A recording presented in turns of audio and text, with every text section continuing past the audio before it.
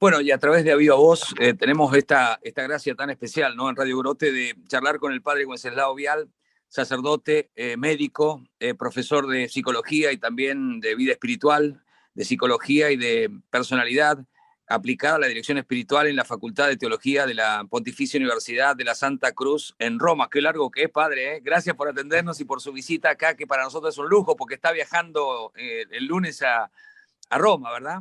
Es verdad. Muchas gracias a ustedes. Es una gran alegría poder estar aquí, digamos.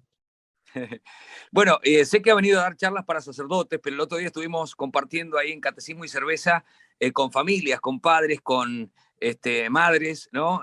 Algo muy lindo que a usted también le llamó la atención, le impactó la cantidad de familias que estaban allí para escucharlo sobre temas tan importantes y candentes como digamos, todo lo que tiene que ver alrededor de la psicología, de lo espiritual, de la familia, de la salud mental, de estos tiempos que vivimos, ¿no?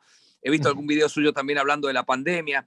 Hay estadísticas que indican que en la Argentina ha habido, por ejemplo, un récord de consumo de clonazepam, ¿no? En nuestro país. Hay faltante inédito de Rivotril, también del Exotanil. O sea, una cosa impresionante. Entonces, es como que estamos desbordados por todos lados. Entonces, quisiéramos, a partir del conocimiento suyo, también de Víctor Frank, del sentido de la vida, de la logoterapia, que a modo de introducción nos diga, bueno, cómo estamos, dónde estamos y bueno, qué podemos hacer para ayudarnos entre todos para vivir una vida un poco más plena, ¿no?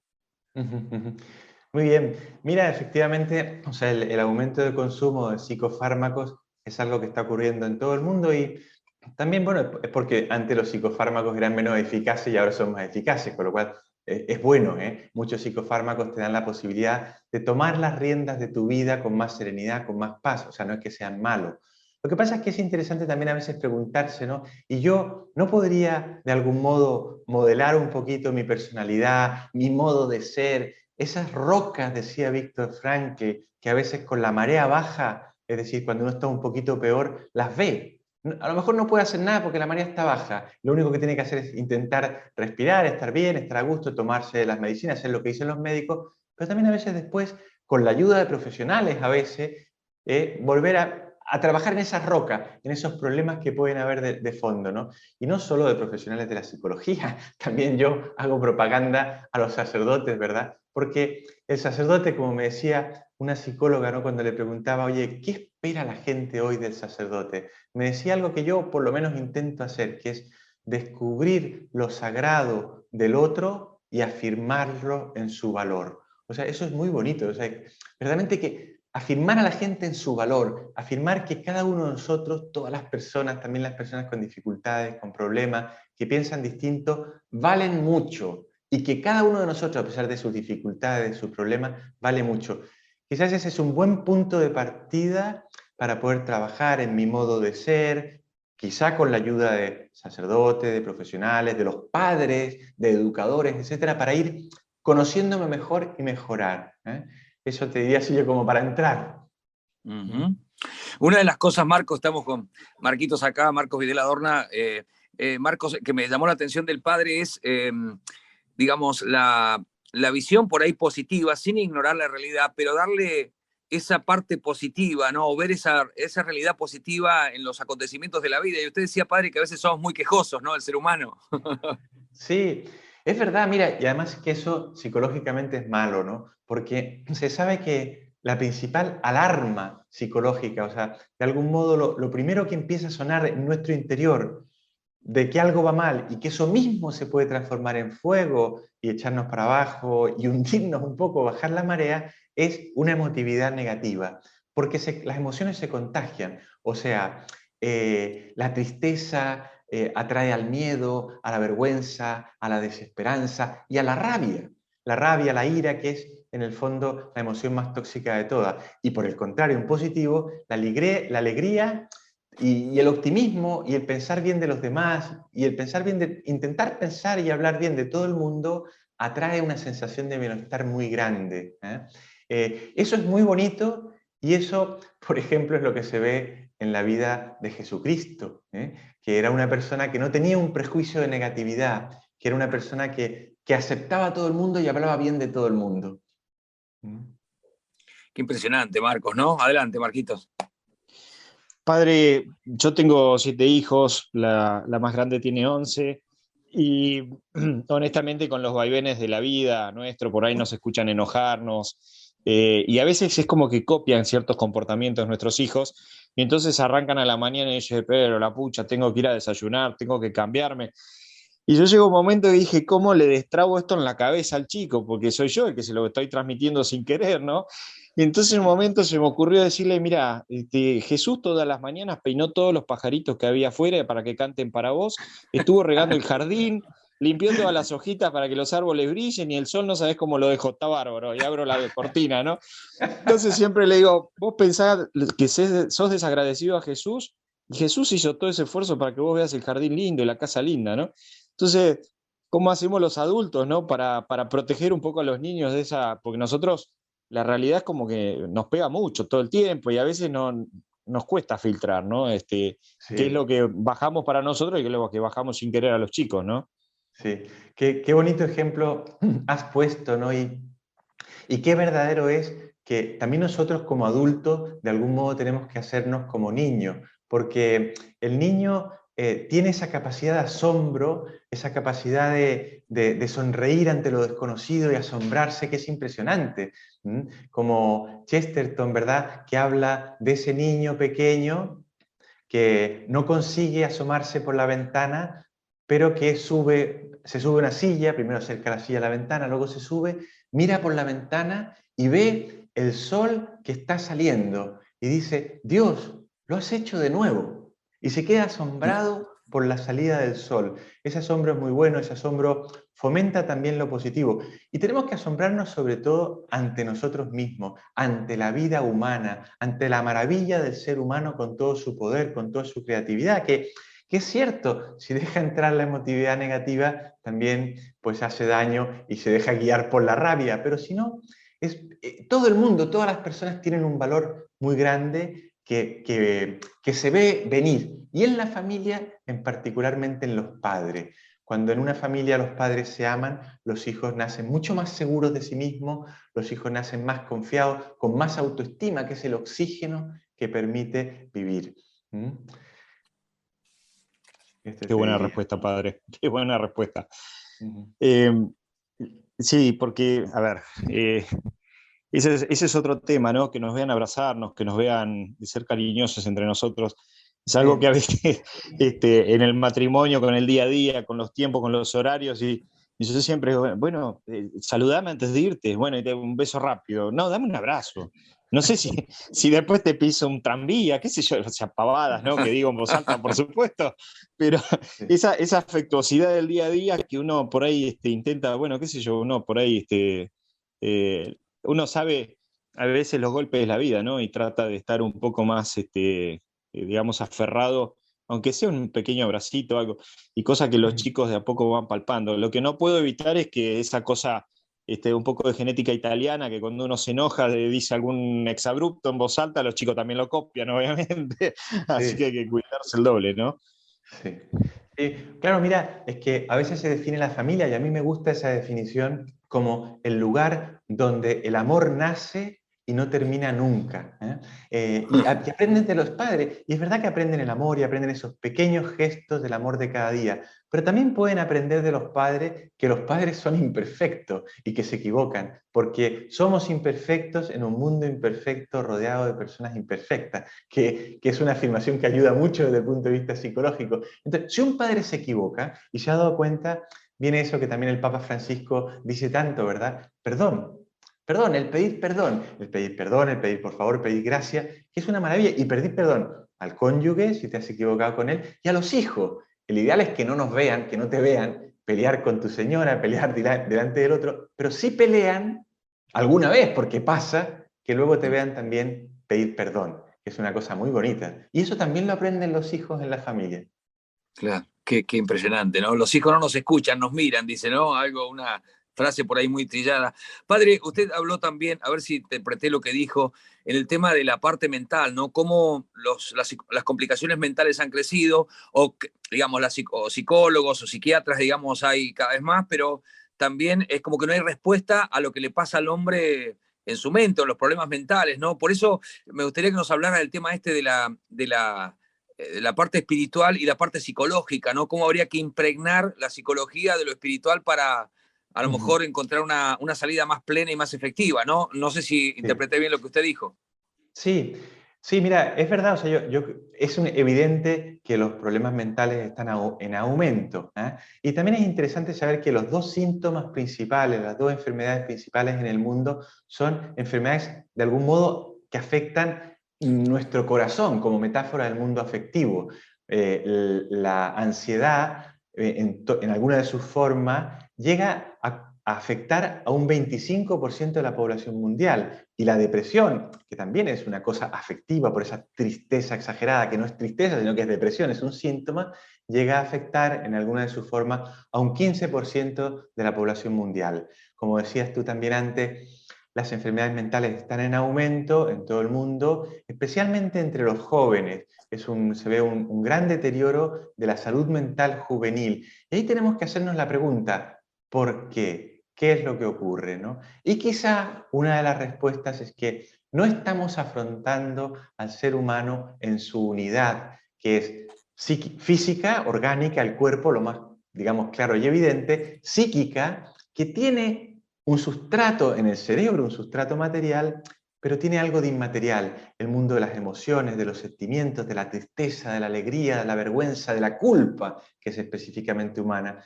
Y luego tiene un aspecto espiritual. Y ese aspecto espiritual muchas veces se descuida, esa dimensión espiritual, que no es solo creer en Dios o no. La Asociación Psiquiátrica Americana tiene hoy en día todo un departamento dedicado a la espiritualidad, porque es un concepto muy amplio que distingue al ser humano de los otros animales. Allí se encuentra mis relaciones interpersonales sanas y fuertes. Lo más importante para ser feliz, como demuestra un estudio muy conocido de Harvard, ¿no? Que no es el poder, que no es el dinero. ¿Qué es esto? Relaciones interpersonales fuertes.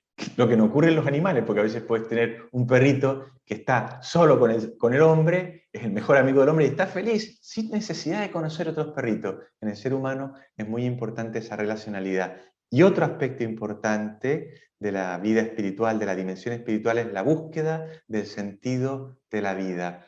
Clave, clave para ser feliz, buscarlo y encontrarlo, porque si no caes en lo que Frankl llamaba el vacío existencial, que va llevando a cantidad de problemas. O sea, ese sentido de la vida que es a su vez el primer paso de la religiosidad, el primer paso que uno da tal vez para llegar a encontrar, con suerte y con la gracia, a Dios o a un absoluto, un creador. O sea que esta unidad, qué bueno es cuidarla, porque una grieta en cualquiera de las tres dimensiones puede hacer que se caiga la estructura entera.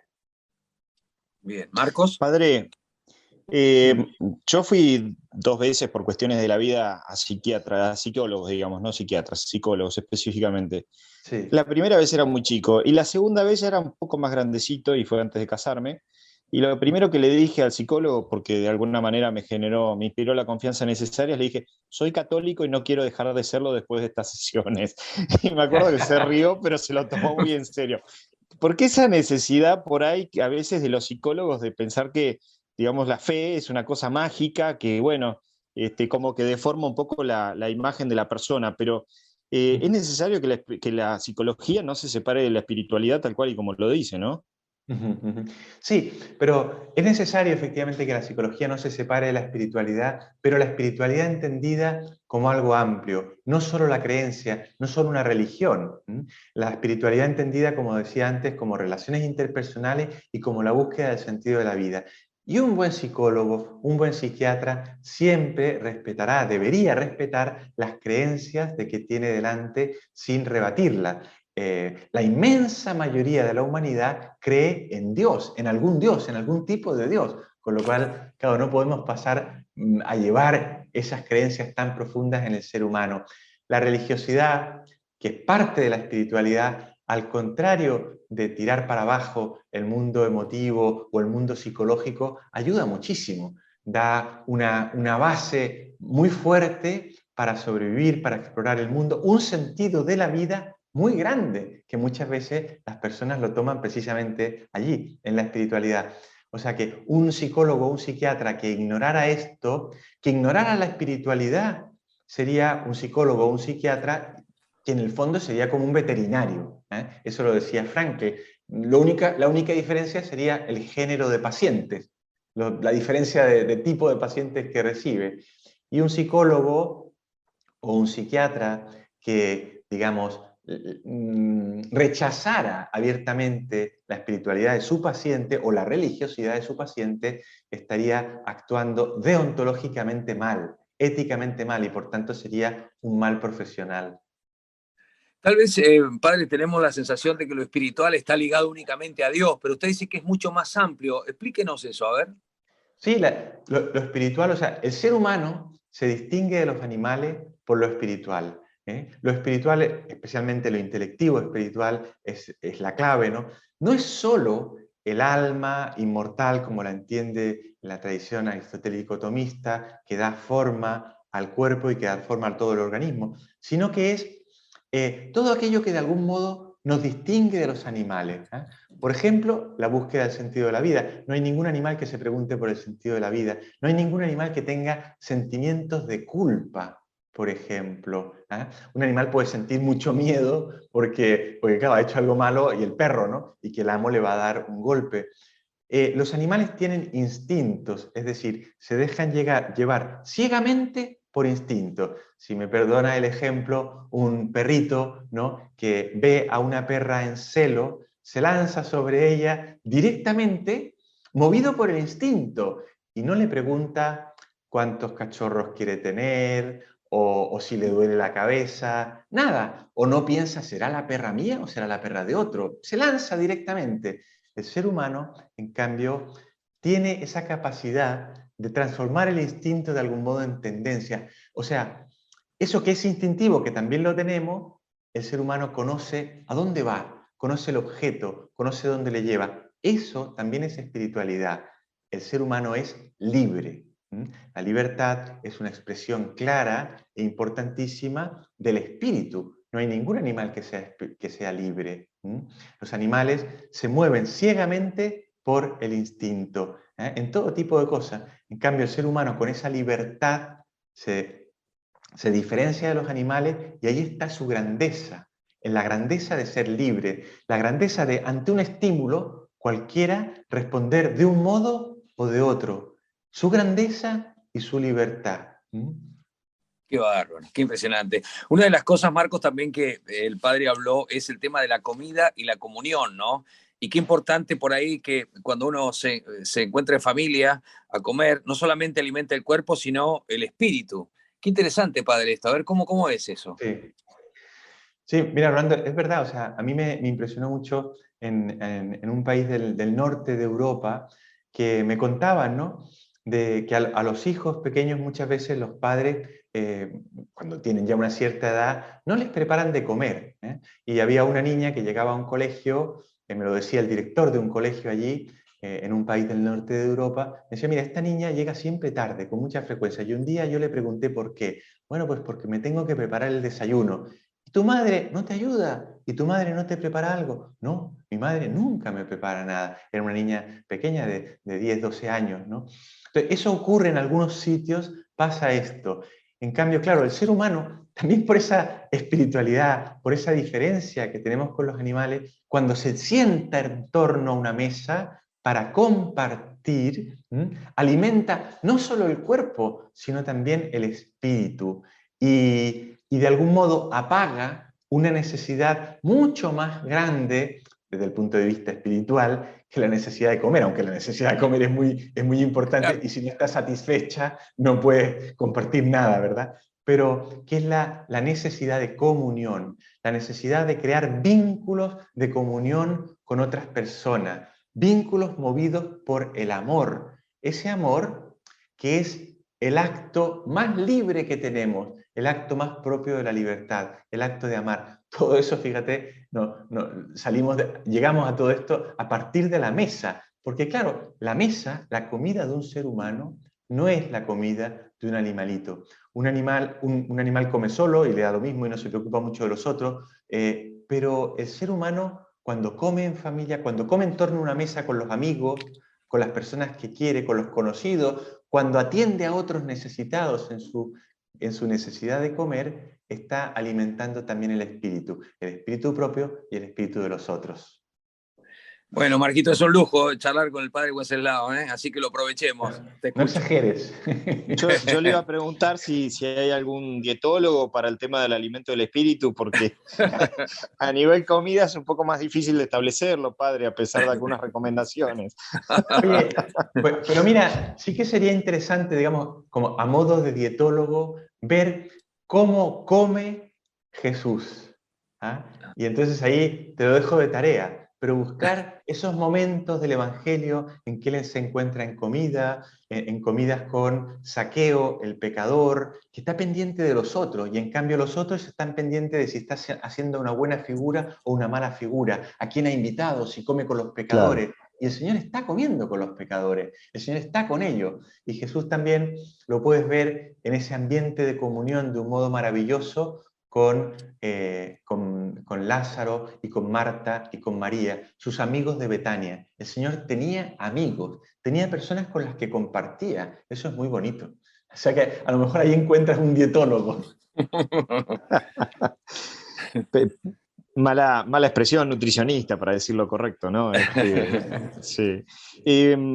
Padre, la verdad es que, como usted dice, hay muchas enfermedades mentales. Ahora, ¿puede ser que haya una raíz de falta de enseñanza de la espiritualidad en general? O sea, porque muchas veces, o sea, uno llega al psicólogo por algún problema X, familiar, personal, lo que sea que lo tenga trabado. Pero a veces si uno tiene un poquito de sustento en la parte de fe, es como que está más firme, ¿no? Pero yo, por ejemplo, hoy me crucé con una persona, que es una señora que me llama por ciertos tipos de trabajo de tecnología, y tiene una escasez absoluta de conocimientos de fe, absoluta. Y sin embargo, a medida que yo le voy contando cosas que van surgiendo sin querer en las charlas, se le van abriendo los ojos grandes como un chico cuando ve un pedazo de chocolate, una sorpresa absoluta, ¿no? Entonces, me quedo pensando, ¿por qué esa mujer no recibió nada o casi nada? Entonces, tiene que ver algo de, o sea, ese pequeño vínculo, ¿la más espiritualidad sostendría mejor la psicología? Sí, yo estoy convencido que sí. Así, del mismo modo que un buen conocimiento de tu cuerpo, un buen conocimiento, por ejemplo, de la necesidad de dormir las horas apropiadas, que ayuda mucho a la salud psíquica. Un gran desestabilizante del mundo psíquico son las faltas de hora de sueño, que también hoy entran esa falta de hora de sueño por un problema con las redes, con un problema con Internet, que a muchos jóvenes les genera un estrés grande y les aumenta las dificultades para dormir también. Entonces, la falta de vitamina D3, por ejemplo, que también puede alterar el estado de ánimo, además de bajar la inmunidad. Todo eso es el cuerpo, el cuidado de tu cuerpo. Después el cuidado de tu psique y el cuidado de tu espiritualidad, o sea, las tres dimensiones. Y en la espiritualidad, efectivamente, qué bueno sería tener figuras coherentes de referencia, porque en el mundo espiritual la falta de coherencia rompe. También, desgraciadamente, cuando encuentras, por ejemplo, falta de coherencia en figuras de autoridad, ya sean políticos, ya sean sacerdotes, profesores y los mismos padres. Si nos introducimos en el mundo familiar, la falta de coherencia en los padres rompe de algún modo el mundo espiritual. Pero volviendo a tu pregunta, claro, yo creo que sí, desde pequeño nos enseñan más el mundo espiritual como es. El mundo espiritual en su apertura a los demás, no solo el creer en Dios, también el creer en Dios, porque, claro, el creer en Dios y el conocer el Evangelio, en conocer a Dios hecho hombre, es un modelo impresionante. Fíjate que ninguna psicoterapia, ningún psicoterapeuta se debería presentar como modelo y ningún psicoterapeuta te pone un modelo claro delante. En cambio, en el acompañamiento espiritual, desde el punto de vista de la fe católica, te ponen un modelo delante, que no es el sacerdote, que no es el Papa Francisco, que es Cristo. Y ese modelo es impresionante. Si tú vas a la vida de Cristo, allí puedes encontrar muchos tips para una vida sana, para una vida serena, desde todos los puntos de vista. Padre, usted, no sé, Marquitos, cuánto tiempo tenemos. Después, digamos, vamos señalando por el padre y por los tiempos de la radio, pero sobre todo por el padre, ¿no? Pero habló de las enfermedades mentales en los jóvenes, que hay un deterioro en la parte mental, y usted habló de las redes recién también, ¿no? Sí, ¿Cómo abordar ese tema? Hay muchos padres, ¿no?, que están y estamos preocupados por esa situación, y también habló, perdón que agregue esto, pero también del grupo de pertenencia de los chicos, ¿no? Sobre todo en la sí, etapa adolescente, que es otro factor muy sí. importante, ¿no? Sí. Mira, primero las redes, ¿no? Las redes sociales o la red de Internet, como si fueran redes de pesca, para que sean útiles, porque son útiles, muy buenas, hay que tenerlas ordenadas y limpias, ¿eh? Hay que saber dónde vamos y tienen que estar limpias. Hoy, lamentablemente, la red, las redes sociales, la web, se encuentran muy contaminadas de criminalidad, en particular la criminalidad de la pornografía, ¿eh? Allí, el ideal es que las autoridades hagan algo, porque es insostenible el daño enorme que se está produciendo en los jóvenes, alterándoles su identidad, alterándoles la capacidad de comprender el amor, porque se presenta la pornografía como algo bueno cuando se sabe que más del 80% es violenta. Y no solo eso, sino que la gente que ve pornografía luego es mucho más capaz de abusar sexualmente de otras personas, y las mujeres abusadas son menos capaces de denunciar a los abusadores. Eso es un problema tremendo, además de que la pornografía médicamente está produciendo un daño colateral importante, que es las disfunciones sexuales y la impotencia. Entonces, el buen uso de las redes, para que sea un buen uso, necesitan estar limpias, y allí los padres pueden hacer mucho desde el punto de vista de presión legal sobre las autoridades. Ahora hace poco ha habido, hace pocas semanas, una condena a Visa, la tarjeta de crédito Visa. Y uno dice, ¿qué tiene que ver Visa? Bueno, la demanda judicial fue contra un canal de pornografía, de estos los más grandes, que reciben cientos de demandas continuamente y se las sacan de encima pagando millones. Porque, como decía Frankl, la danza en torno al cerdo de oro, que es la sexualidad deshumanizada, da mucho dinero. Pero entonces Visa se quería sacar de en medio porque hubo una demanda de una chica de 13 años que demanda a este canal porque un vídeo suyo se había puesto allí, obligada por uno más mayor que había estado con ella de 18 años, ¿no? Y sin su claro consentimiento se había colgado el vicio, se había colgado el vídeo, ¿no? Ella demanda, hace la demanda, pero la demanda va también a Visa, porque es el intermediario. Eso es estupendo. Y Visa intentó quitarse de en medio por todos lados. No, nosotros no tenemos nada que ver. No, señor, usted es culpable de un crimen, porque la pornografía es un robo de intimidad, que hace muchísimo daño en la salud mental de los jóvenes, así como un montón de series de Netflix, de las más vistas, en que se muestran imágenes sexuales explícitas de todo tipo, entre hombres y hombres, entre mujeres y mujeres, entre mujeres y hombres, que siempre despiertan normalmente toda una serie de rachas fisiológicas de excitación. Para eso están hechas. Entonces, ¿qué es lo que ocurre? En un cerebro no bien formado, en un cerebro que todavía no está puesto a punto, esas experiencias y esas sensaciones hacen que los chicos o las chicas duden de su propia identidad. Eso también es criminal y debiera ser de algún modo digamos, perseguido. Por eso digo yo, las redes tienen que estar limpias. Ese es como el primer punto que yo te diría en cuanto a un buen uso de las redes. Parte de allí. El Bien. segundo punto, Era recuérdamelo. el grupo Claro, para el claro. adolescente. El grupo es fundamental. El grupo, sobre todo en los adolescentes, es como la barca que lleva al niño desde la orilla de los niños a la orilla de los adultos. Ese grupo es clave que esté bien cohesionado, un grupo que no se hunda en el camino, un grupo que no considere que el ser humano es un animal más, porque si no, funcionan entre ellos como los lobos. Empiezan con algún tipo de intimidad que suele ser corporal, que nos lleva a la intimidad del espíritu, no se conocen más y terminan destrozados, como los lobos. Y empiezan los conflictos, las dificultades. el grupo es muy importante. Un grupo que mire hacia adelante, un grupo que vea un proyecto bonito en conjunto, un grupo en el cual verdaderamente piensen, nosotros no somos como un animalito, y que estén dispuestos a darse por los demás, a donarse, y que aprendan, lo han aprendido de sus padres, a amar, que siempre tiene consigo la capacidad de sacrificio, la capacidad de darse. ¿Mm? Bien, Marcos. Padre, una última pregunta, si no, honestamente vamos a tener que hacer 2 etapas de esta entrevista porque está tan buena que es difícil cerrarla. Pero, padre, ¿sabe qué? Yo vi un documental hace un tiempo que hablaba de ex empleados de los principales sitios de Internet, YouTube y Facebook y otros más, que hablaban del comportamiento de esas redes sociales respecto de la persona. Y en varios casos llegaban a la misma conclusión, que se había generado como una especie de avatar que representaba al usuario y trataban de generar el comportamiento del usuario invadiéndolo sin querer con pequeñas sugerencias a través de videos como para generar un comportamiento. Pero más allá de discernir qué era lo que quería el usuario y tratar de predecirlo, era generar un comportamiento adictivo, lo cual me quedé impactado. Y le voy a ser honesto, lo vivo yo cuando me pongo a ver reels de YouTube. Llega un momento y digo, Sí. no, esto me está dominando, lo tengo que cerrar.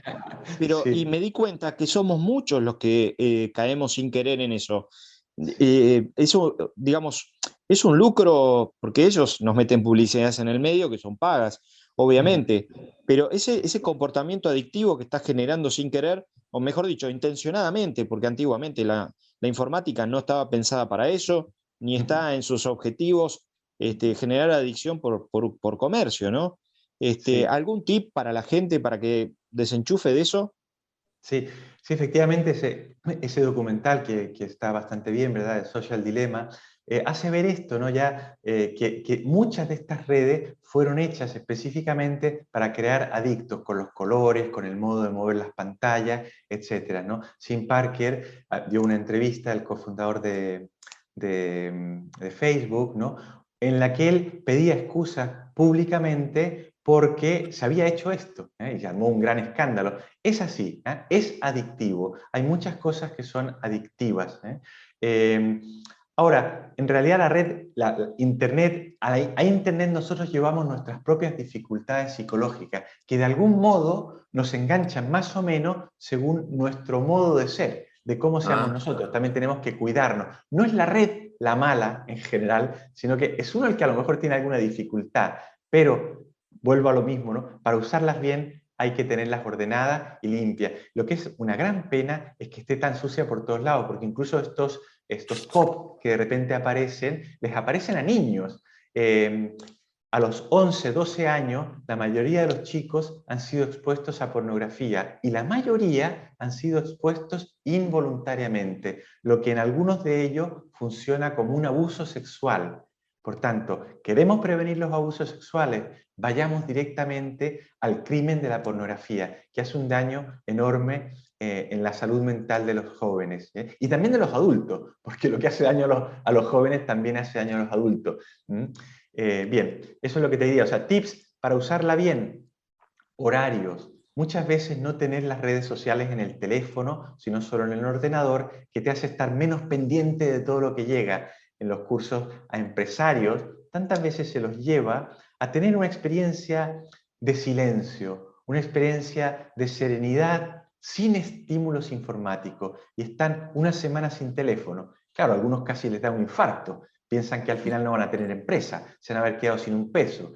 Resulta que termina la semana y no pasa nada, está más o menos todo igual. Padre, después hablaremos de otros temas como la oxitocina, la serotonina, el cortisol, ¿no?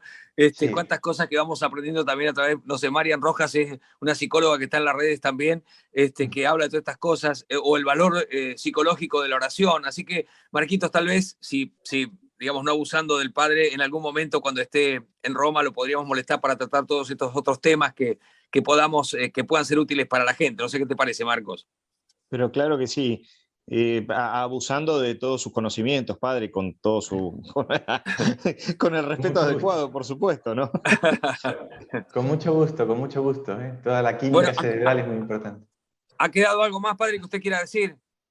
No, simplemente que tenemos que afrontar el mundo con optimismo, ¿eh? O sea, acordarnos de eso, optimismo y sentido de la vida, sentido de todo lo que hace, intentando encontrar lo sagrado que hay en cada persona y dándole valor. Yo diría eso, ¿eh? Pero al mismo tiempo, generar un clima en que desde las esferas más involucradas en esto se busquen posibilidades de proteger sobre todo a la gente joven. Ya hay varios gobiernos que lo están haciendo, la preocupación no es una preocupación religiosa, es uno de los temas que más preocupa a la comunidad médica internacional. Entonces, buscar medios comunes con optimismo para proteger a la gente de un mal uso, de un uso criminal de la red. Te diría esto. Bien, padre, y seguramente Marquito le va a pedir una bendición para todos, si es posible, ¿no, Sí, Marcos? pero con una condición, padre. ¿Puede ser en otro idioma que no sea español, así sentimos la cercanía? Que no sea español, Que no sea español. ¿Qué idioma se anima para dar la bendición? en lo que quieras, no sé. ¿Italiano? Vamos con Sí, italiano claro. entonces. Sí, sí. ¿Quieres una bendición así como general? ¿Eh? Sí. Exactamente, Bueno, que el Señor que la digo en italiano, dices de verdad. exactamente. Bueno, che il Signore sia veramente nel vostro lavoro quotidiano, nelle vostre famiglie, sempre e nei vostri figli. Che Dio vi accompagni e vi renda felice nel nome del Padre, del Figlio e dello Spirito Santo. Qué Qué lindo, qué maravilla. simpático. Muy bien. Gracias. Muchas Pues gracias, padre Wenceslao. de nada, Rolando. Mucho gusto de conocerte, de verte de nuevo. Y Igualmente. Marcos también. Adiós. Un Que les placer. vaya bien. Gracias.